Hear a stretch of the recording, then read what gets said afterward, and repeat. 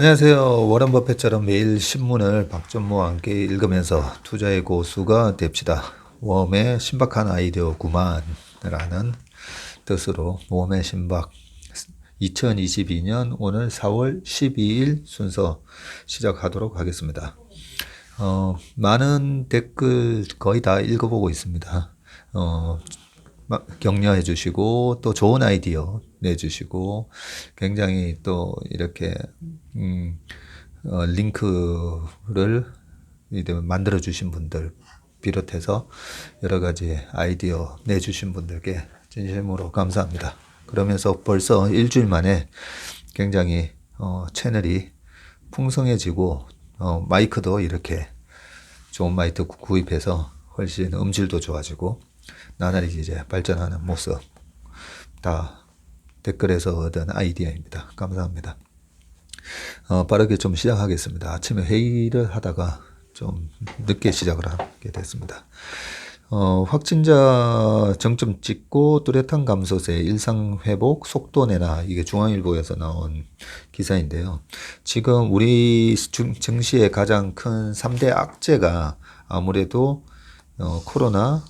코로나로 인한 공급망 차질 그리고 또 반도체, 자동차 반도체, 생산 차질 등등, 그리고 우크라이나 전쟁에 대한 물가 상승 등 있기 때문에 이제 코로나에 대해서 어떻게 진행되는지 보면 코로나19 신규 확진자가 국내에 3월 17일 날 62만 명이나 찍었었네요.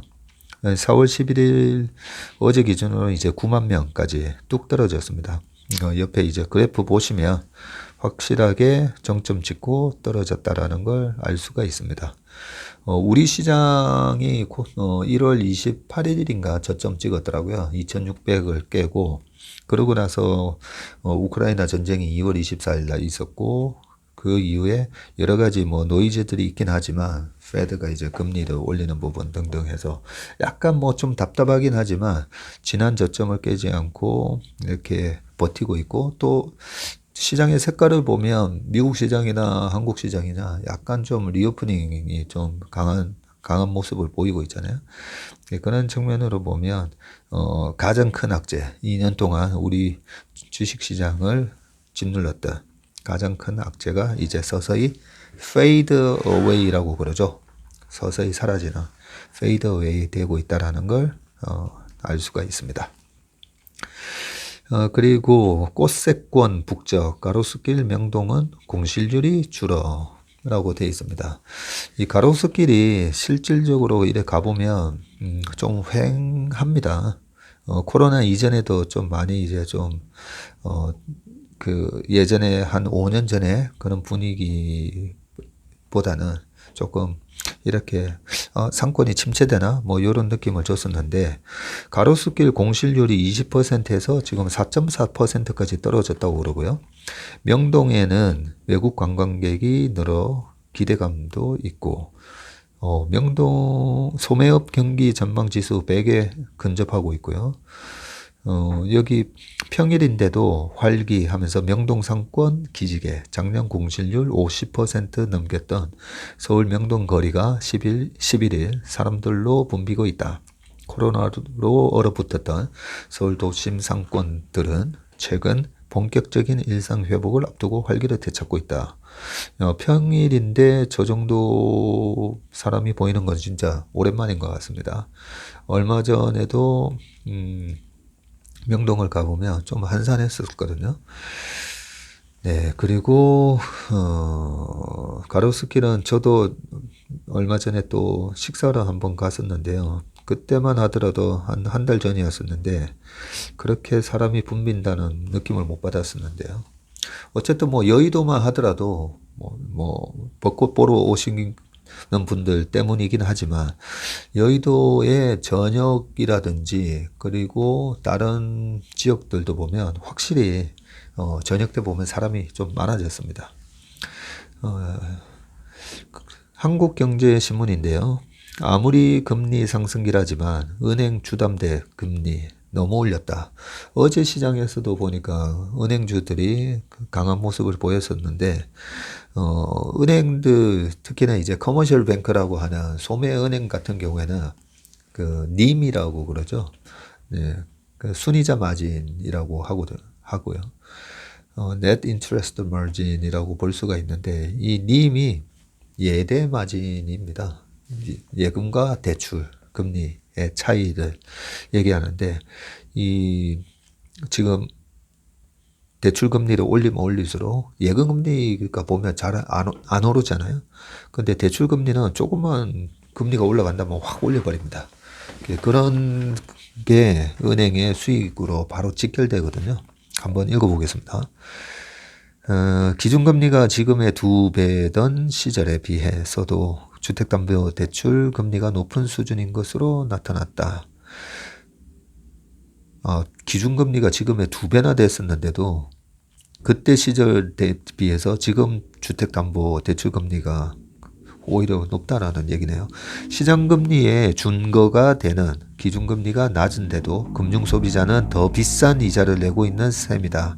전문가들은 유례없는 긴축 속도와 강도, 정부의 대출 규제 등이 복합적으로 작용할 때문이다라고 되어 있고요. 지금 은행권의 주담대 가중평균 금리 신규 취급액 기준으로 연 3.88%로 2013년 3월 3.97% 이후 9년 만에 최고였다. 그러네요. 2013년 3월이면 실질적으로 금리가 그때 기준금리가 2.5였네요. 이 지금 차트 보니까 오히려 더 알기 쉽습니다. 2013년 5월 달에 기준금리가 2.5고 지금은 1.25예요. 그런데 2013년 5월 달에 주담대, 여기서는 이제 그 주식담보대출이 아니고 주택담보대출입니다. 주담대 금리가 3.77% 2013년 5월이었었고요. 지금은 3.88%로 훨씬 높네요. 이러니까 은행들이 요즘 실적을 상당히 잘 내고 있는 그런 모습입니다. 네. 참고하시고요. 은행주 주가가 센 이유가 다 있었구나 이렇게 생각하시면 됩니다. 그리고 금리가 계속 올라가면 올라갈수록 이 금리 얘기 나온 김에 조금 더 말씀드리면 보험사들도 아까 은행은 예대 마진이라고 그랬잖아요. 보험사는 어떻게 이 금리 영향을 받냐면 보험 우리가 매달 내잖아요. 그러면 그 돈을 모아가지고 언제 사고가 날지 모르잖아요. 생명보험이든 아니면 손해보험이든. 그러면 은행들은 이제 돈놀이를 한다라고 보면 됩니다. 그 사고율은 그 계리사들이 정확하게 이제 계산을 해서 확률과 이 확률에 비례하는 보험금을 얼마로 책정해야 되는지 그걸 이제 수학적으로 계산을 해서 그 사고가 터지기 전에 갖고 있는 그 돈으로 최대한 이제 그 돈을 불려야 되거든요. 그 불리는데 실질적으로 많은 돈이 언제든지 이제 그동안에 뭐 30조 자산이면 계속 이제 사고랑 이런 게 그 보험금을 지급해야 될 일이 발생을 하잖아요. 그런 거에 대응하기 위해서 일정 부분을 채권으로 굴릴 수밖에 없습니다. 그런데 채권으로 옛날에 이제 뭐 5%, 6%의 그런 금리를 받다가 최근에 국채금리가 미국은 2020년 3월 달에 10년물 국채금리가 0.5까지 빠졌었고, 그죠? 이러다 보니까 보험사들이 굴려야 되는 그 어마어마한 자산으로 얻는 수익이 너무 적다 보니까 그 돈으로 이제 주식 투자도 하고 저희 같은 이제 운용사, 자문사한테도 맡기기도 하거든요. 거기서 이제 수익이 안 나면서 보험사들이 작년에 이제 한화생명이나 그 삼성생명 이런 회사들 주가 보면 PBR이 자기 북 대비해서 PBR이 0.2까지 막 빠졌었거든요. 0.2가 깨지기도 했습니다. 저렇게 낮은 금리로는 아무리 보험금을 받아서 장사를 해도 그 실질적으로 보험회사다 보면 인력이 엄청나게 많잖아요. 이 인력에 들어가는 비용을 이제 사업비라고 하는데 그 사업비 내고 보험금 지급하고 나면 남는 게 이제 없다는 거죠. 그런 것 때문에 엄청난 이제 적자가 나겠다라는 게 작년, 재작년까지 금리가 올라오기 전까지 보험사 주가를 눌렀던 그런 우려감이었다라고 보시면 됩니다. 기사가 너무 많아가지고 여기까지만 하고 넘어가겠습니다. 그리고 기업 옥죄는 법인세, 홍콩 수준 세율 낮추면 투자가 71조 늘어날 수 있다라고 하면서 이게 매일경제에서 비전 코리아라고 해서 매경 국민보고대회 역대 재언 해가지고 대한강국 만듭시다 라는 타이틀로 지금 아마 하고 있는 것 같은데요. 언론에서 이런 좋은 기능을 해주셔서 고맙습니다. 10년간 OECD 31개국은 법인세율을 내리거나 동결했는데 한국은 최고 27.5%로 증세를 했고 GDP 대비 세수가 OECD 6위로 올라섰답니다. 기업 세금 부담이 완화된다면 10곳 중 3곳 국내 복귀 의향.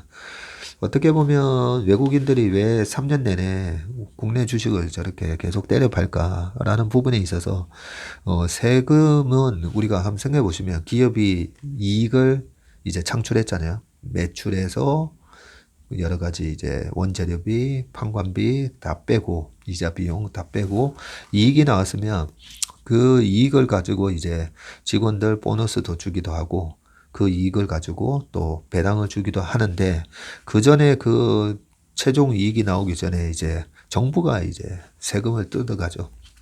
그러면 기업이 만들어낸 이익에 있어서 정부가 고정적으로 27.5% 이런 식으로 이제 떼가면 주주한테 돌아오는 몫이 아무래도 줄잖아요. 그렇기 때문에 세금이 높아지면 주가가 오를 수가 없습니다.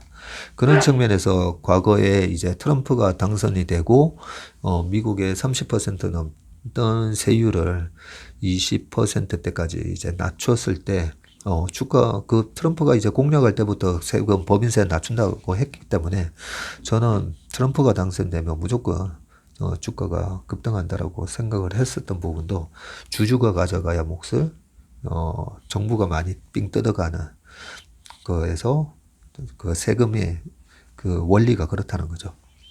주주 몫을 얼마나 정부가 뜯어가는가. 네. 그런 차원에서 이제 대한강국 만드시다 하면서 이런 부분에 있어서 좀 법인세를 낮춰야 된다 이런 얘기를 이제 제안을 한 것 같고요. 여기 표에 보니까 글로벌 기업 법인세 부담률이라고 해서 비교를 해놨습니다. 삼성전자 27%, 하이닉스 26.9%, 애플 14.5%, 샤오미 14.4%, TSMC 11%, 현대차는 25.7, 토요타가 24.8. 우리나라만큼 이제 세금이 센 데가 일본은 이고요. 전 세계에서 이제 상속세 증여세도 보면 우리나라랑 일본이 거의 가장 탑에 있습니다. 자동차는 그런데 법인세는 GM은 16.3. 포드랑 GM이 작년 하반기부터 이제 급등을 하는데 현대차가 좀 못 올라가는 이유 중에 하나도 뭐 여러 가지 이유가 있지만 이런 세금에 대한 압박이 좀 아무래도 있다고 생각합니다. 그리고 바이오 기업 같은 경우에 셀트리온이 20.4% 내고요. 존슨앤존슨이 11%, 화이자는 4%, 4.1% 내고 있다고 합니다. 최근 10년간 OECD 국가 법인세 변화를 보면 인하한 나라가 20개국인데요. 미국, 영국, 일본, 프랑스, 이탈리아, 캐나다 요 표 쭉 보시면 되고요. 그리고 유지를 한 나라가 호주, 오스트리아, 코스타리카 등등 있고 인상한 나라는 7개국인데 한국, 독일, 라트비아, 터키, 그리스, 포르투갈, 슬로바키아 이렇더라고 합니다. 우리 지금 국내 주식시장도 되게 힘든데 얼마 전에 제가 중앙포럼에서 이 세금에 관한 얘기를 좀 이번 윤 당선인께서 좀 개선해 주십사 하는 제안을 제가 드리기도 했었습니다. 매일경제의 또 뉴스인데요. 국채값 급락에 기관 손절매가 속출하고 있다. 기업 회사채 발행에는 적신호다라고 되어 있고요. 지금 아무래도 금리가 시장에 영향을 좀 많이 주다 보니까 금리 관련된 뉴스는 조금 더 챙겨보도록 하겠습니다. 국채 3년물 금리가 3%를 지금 돌파했는데 우리나라 국채 3년물입니다. 미국 물가지수 ECB 통화정책 대내외 불확실성 요인 많아 3년물이 3.2%까지 오를 수도. 한은 총재 없는 14일 금통위 기준금리 인상 여부 예의주시. 4월 14일이면 이제 내일 모레네요. 그리고 회사채 시장도 거래가 C가 말라. 기업들 돈 빌리기 더 힘들어진다. 라고 하면서 오른쪽에 보시면 표가 나옵니다. 3년물, 5년물, 10년물 KTB라고 되어 있고요. 이 KTB 증권이 아니라 코리아 트레저리 본드 요런 개념인 거죠. 네. 요 밑에 이렇게 적혀 있습니다. 미국이 공격적인 금리 인상에 나설 것이라는 전망이 커지면서 11일 서울 채권시장에서 3년물 국채금리는 3.186%의 거래를 마쳤다. 예, 그렇게 되어 있습니다. 기사 조금만 더 읽어볼게요. 채권시장이 연일 패닉 양상에 빠져들고 있다. 미국 연방준비제도의 빅스텝 기준금리를 한 번에 0.5% 이상 올리는 거 이제 빅스텝이라고 하고요. 빅스텝과 양적 긴축 개시 우려에 우크라이나 전쟁으로 인한 인플레이션 압박이 동시에 덮치면서 채권 금리가 연일 치솟는 모양새다. 채권 금리가 오른다는 말은 채권 가격이 떨어진다는 얘기고요. 이렇게 가파르게 채권 금리가 오르면 채권에서 크게 손실이 나게 됩니다. 예전에 제가 재작년 하반기부터 이제 금리가 올라오니까 또 금리 오른다고 뭐 시장에 대해서 여러 가지 우려가 많았을 때 금리가 이렇게 오르는 와중에는 채권 가격이 이제 떨어지기 시작한다는 얘기거든요. 아까 미국 10년물 국채 금리가 2020년 3월 달에 0.5까지 떨어졌다 했었잖아요.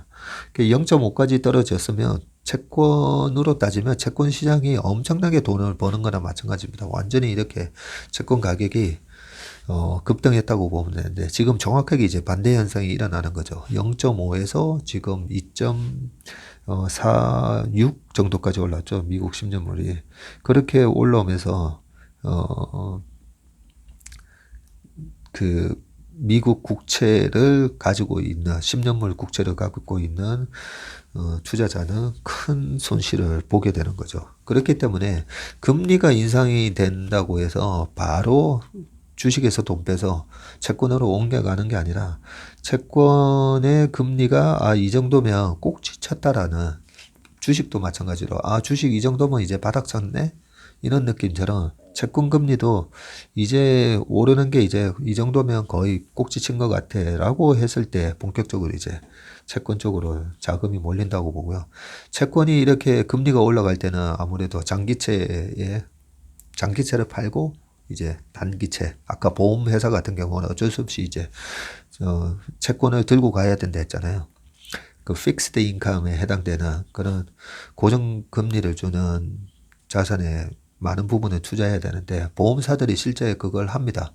금리가 상승기에는 장기채를 팔고 단기채로 도망가고 그리고 금리가 하락하는 기에는 이제 채권 가격이 본격적으로 오르는 거니까 그럴 경우에는 장기채 10년물이나 30년물로 옮겨 타게 됩니다. 그리고 한국경제신문에서 2년 새에 12배 뛴 리튬 광물 틀어진 중국 쪼개기 계약으로 가격 갑질. 최근에 이제 원재료 가격을 급등시키는 요인이 뭔지 이런 요인에 대해서는 제가 꼼꼼히 좀 챙겨보는 편입니다. 그게 단순하게 돈이 풀려서 올라가는 모니터리 인플레이션인지 아니면 수급의 교란을 주는 어떤 다른 요인이 있는지 그걸 보고 수급의 교란을 주는 다른 요인이 요런 이유 때문이면 이런 게 해소가 어떻게 되겠구나라는 걸 이제 한번 상상을 해보는 거죠. 원재료 울며 겨자 먹기로 비싸게 구입하는 K배터리라고 돼 있으면서 중국 리튬 여기 뭐 요약된 거 읽어보면 중국 가공업체 가 슈퍼갑으로 군림하면서 니켈, 코발트, 망간 등을 쓸어 담고 있고요. 장기 계약도 1개월 단위로 전환 대놓고 가격 올리며 쥐락펴락하고 있다. 대체 수입처 찾는 기업들, 지난해 연구개발에 2조 투자, 포스코, RN, 리튬 공장 건설, LG화학 해외광산 투자. 이런 얘기는 리튬 이런 얘기가 옛날에 또 2009년, 10년, 11년도에도 거의 뭐 똑같은 기사를 보는 느낌이에요.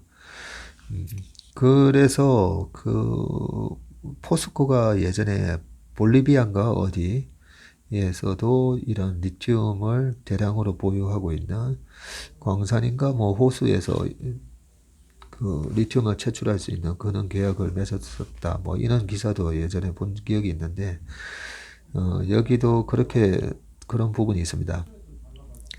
두 번째 패러그래프에도 나오는 부분인데요. 특히 양극재의 핵심 원료인 리튬의 국제 가격은 미국 달러가 아니라 중국 화폐 단위인 위안으로 책정된다. 세계 리튬 매장량의 60%가 남미의 볼리비아, 칠레, 볼리비아네요. 칠레, 아르헨티나 염호, 소금호수 등 리튬 삼각지에 몰려 있지만 수산화 리튬, 탄산 리튬 등 2차 전지에 쓰이는 리튬 화합물 1위 생산 국가는 중국이다. 이 그래프 보니까 치솟는 리튬 가격 해가지고 2021년 10월 얼마 전이네요. 얼마 전까지만 하더라도 이 200불 밑에 있었던 리튬 가격이 지금 457.5입니다. 이런 부분들 보면 2009년 10년도에도 이런 배터리 관련된 그때도 LNF 에코프로 차트 한번 보세요. 그때 2009년 제가 알기로는 오바마가 당선되고 그린 그로스라고 해서 녹색 성장 얘기하면서 LED 뭐 형광등이나 백열등 전부 다 이제 LED로 바꾸고 그리고 이런 재생에너지 또 전기차 얘기하면서 그때 에코프로 NNF 주가가 LNF가 그때는 대장주였죠. 예. 그런 식으로 이제 주가가 올라갔는데 나중에 이익이 안 나서 보니까 2009년, 10년, 11년도에 원자재 가격 급등했을 때 그런 부분에 대해서 처음에는 어느 정도 이제 셀 메이커들한테 그 원자재 가격 올라간 것만큼 어느 정도 이제 가격을 올릴 수 있는 원가 연동제로 계약이 돼 있는데 어느 정도 이상 올라가면 그 부분이 이제 작동이 못하면서 양쪽이 다 이제 고통 분담을 좀 해야 되거든요. 그런 차원 때문에 오늘 아침에 저희가 회의하다가 그 중국 CATL이 거의 지금 52주 신저가 정도 나오고 있더라고요. 올해만 CATL 주가가 한 8% 빠졌던 걸로 아까 제가 봤었는데 그런 부분들이 아무래도 원재료 가격 상승에 영향을 이제 이 수익률이 마진이 깨지겠지 하는 그런 우려감이 이제 반영이 된 겁니다. 연초 이후 21.94% 빠지고 어제 7% 빠졌었네요. CATL 주가가요. 네. 그리고 국내 배터리 빅3의 연간 원재료 매입액도 나오네요. 참 기사 잘 적어놨습니다. LG 에너지 솔루션이 2018년도에 3조 7,651억이었다가 작년에 원재료 매입액이 9조 6,700억 해서 원재료 매입이 거의 10조를 들이고 있네요. SDI가 6조 4,279억이고요. SK온이 1조 9천억입니다. LG 에너지 솔루션과 삼성 SDI의 지금 전기차에 들어가는 배터리 캐파 기준으로 보면 지금 10대 6.5 정도 나오는데 이것보다는 훨씬 LG 에너지 솔루션의 캐파가 큰데 SDI는 아무래도 삼성 핸드폰에 들어가는 소형 배터리 때문에 이 리튬과 관련된 여러 가지 원재료 매입액이 LG 에너지 솔루션에 거의 그래도 한 65% 되는 모습을 보이는 게 소형전지 때문에 그렇다라는 것도 곁들여서 말씀드립니다. 배터리 관련된 얘기가 계속 나오네요. 한국경제에서도 배터리 업계 외화 부채만 13조 원, 환율 뛸 때마다 이자 비용 눈덩이. 이건 또 다른 얘기네요.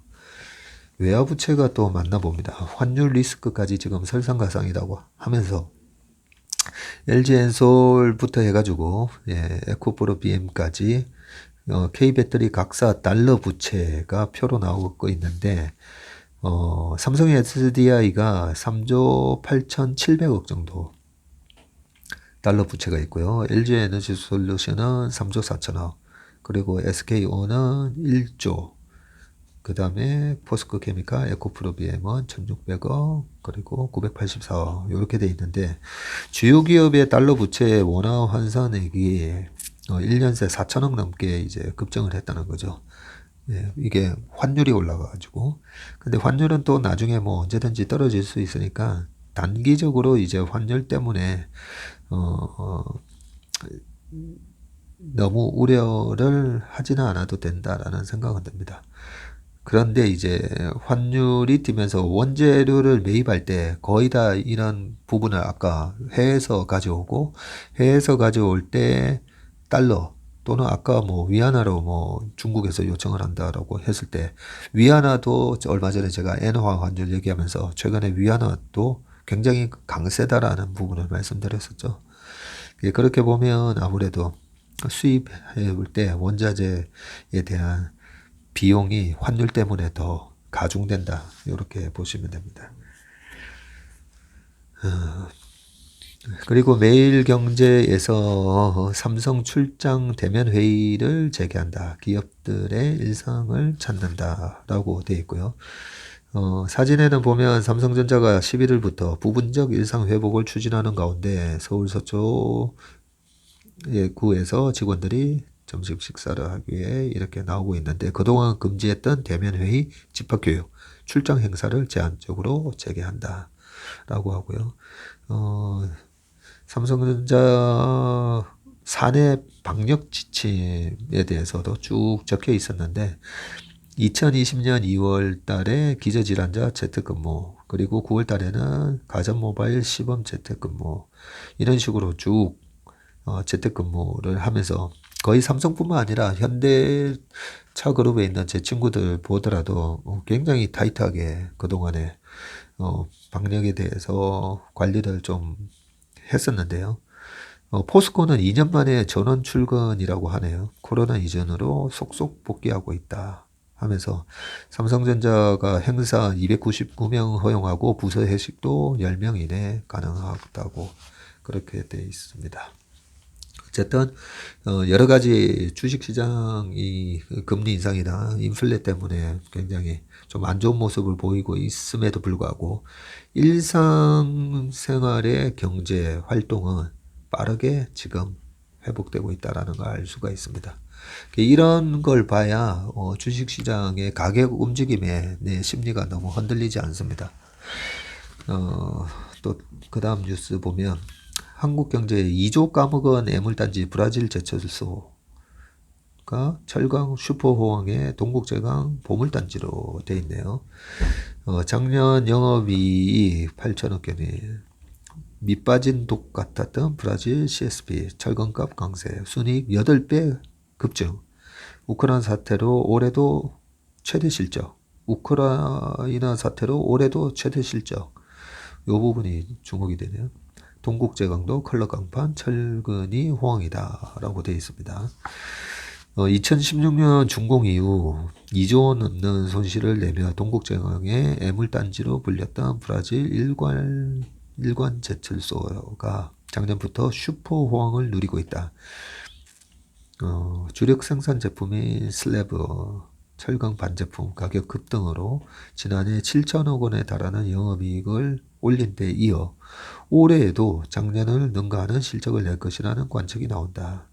모회사인 동국제강은 올해 컬러 강판과 철근을 앞세워 1954년 창사 이후 최대 실적에 도전하고 있다. 후판 명가에서 2015년 사업 부진으로 부도 위기까지 몰렸던 동국제강이 화려한 부활에 성공했다는 평가가 나온다.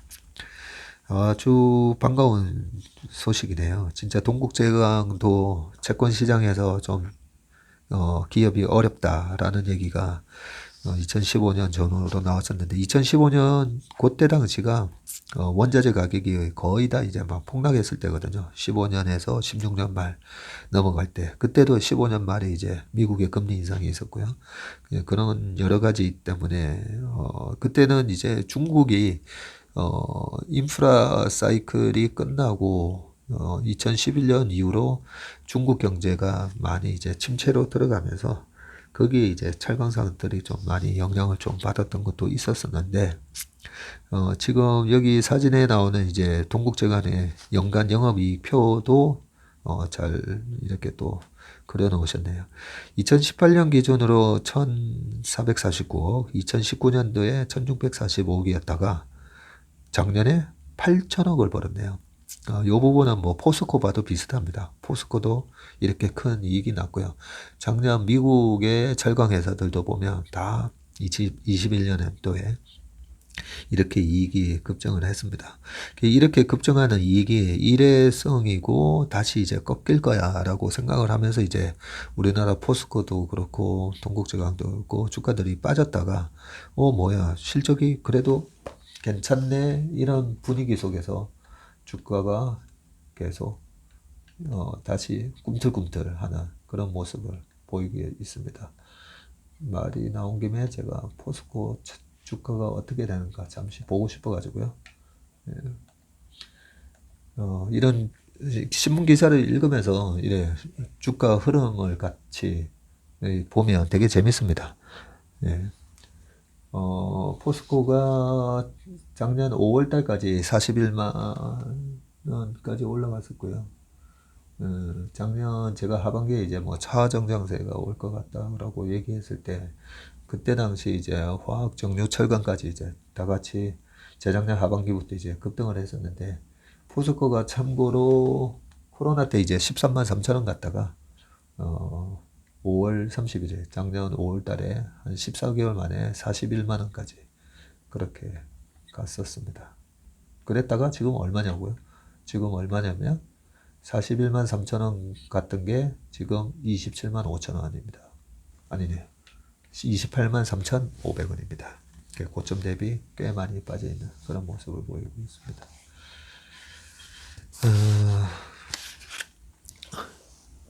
시간이 32분이 또 됐습니다. 메인 뉴스를 좀 길게 하다 보니까 시간이 좀 지났고요. 다른 뉴스 요거까지만 하겠습니다. 서울경제에 곧 노마스크 알짜 중소형 미용 의류주 뜬다라고 되어 있고요. 최근에 뭐 루트로니, 클래시스 뭐 이런 기업들 주가 되게 좋잖아요. 우리가 리오프닝이 이제 됐을 때 한번 상상을 해보시면, 리오프닝 되기도 전에 지금 어느 정도 코로나에 대한 두려움이 없어지니까 이런 루트로닉 같은 기계, 클래시스 같은 기계가 그 피부 미용에 이제 레이저로, 저도 지금 좀 여기 상태 좀 안 좋잖아요. 요즘 축구하면서 여기 상태가 좀 안 좋아지고 있습니다. 또 햇빛을 많이 봐가지고요. 이런 거 뭐 기미 주근깨, 검버섯 이런 거 이제 제거하려면 요즘 레이저, 우리나라 그 레이저 미용 기계 수준이 되게 높아졌습니다. 세계 그냥 탑이라고 보시면 됩니다. 이런 데 대한 소비가, 아무래도 소비는 돈 많은 사람들이 먼저 소비한다 했잖아요. 그래서 코로나 이후에도 LVMH 같은 그런 명품 주식들이 올라가고, 다음에도 우리가 위기가 오면 무조건 이렇게 프리미엄급 제품을 파는 기업부터 사시면 됩니다. 네, 그러면 미용 쪽은 지금 뭐 이 종목에 대한 추천 이런 거 전혀 아니니까 괜히 주식 사시지 마시고요. 왜 주가가 이렇게 많이 올랐느냐에 대한 설명이 있는 건데, 뭐 루트론이나 클래시스 같은 기업들 보면 수출 비중이 70%가 넘습니다. 전 세계에서 많은 나라의 병원이나 그런 데서 한국에 이런 미용 기계를 많이 쓴다는 거죠. 그리고 왜 쓸까? 돈 많은 사람들은 코로나 괜찮네 하고 하면 당장 이렇게 어디를 가나 뭘 사냐 뭐 그런 측면에서 피부 미용 같은 것도 많이 하고, 여기서 조금 또 한번 생각해 보시면 돈은 누가 많이 쓰죠? 남자하고 여자하고 한번 생각해 보세요. 소비는 여성들이 뭘 쓰는지를 좀 잘 봐야 됩니다. 그래서 피터 린치가 집에 가서 맨날 자기 딸하고 자기 와이프한테 막 물어봤다 그러잖아요. 남자들도 돈을 이제 뭐 차 사고 뭐 이렇게 게임 요즘 좋아하고 이런 분들도 있다고 하지만 아무래도 우리가 소비가 어디서 일어나는지는 그 여성분들에서 찾는 게 좋다라는 뜻을 말씀드리고요. 그러면서 어쨌든 여기서 얘기하는 게 방역지침이 대폭 완화 기대감에 클래시스 파마 리서치 등 오름세, 룰루레몬 업은 호전 시럽도 상승. 호전 시럽이 룰루레몬 뭐 OEM 업체인가 봅니다. 예, 그렇게 돼 있네요. 보니까 글로벌 스포츠 브랜드의 주문자 상표 부착 생산, OEM 방식으로 의류를 공급하고 있는 호전 시럽, 영원 무역 등도 연초 대비 12.9, 4.3% 상승했다. 뭐 이렇게 돼 있고 대장주 LG생건 아모레 지금 주가 박살나 있죠. FNF는 중국 록다운 리스크로 지지부진하다라는 뉴스까지 나왔고 옆에 이제 그 그림을 보시면 미용기기 의류중 소형주와 대형주 주가 등락률을 해가지고 영업무역 같은 경우 28.5% 올랐네요. 영업무역 하면 노스페이스가 생각나는데 얼마 전에 저희 회사가 이제 한번 그 리서치를 해봤었는데 스캇이라는 자전거도 있거든요. 그런 자전거 회사도 인수해가지고 아무래도 이제 나가서 이제 그 소비하는 그런 제품을 만든다라고 생각하면서 이렇게 주가가 올라온 것 같습니다. 요 표는 참고하시기 바라겠습니다. 그러면 오늘 주요 신문 기사는 여기까지입니다. 네, 오늘 하루도 건강하시고 행복한 하루 되시기 바라겠습니다. 감사합니다.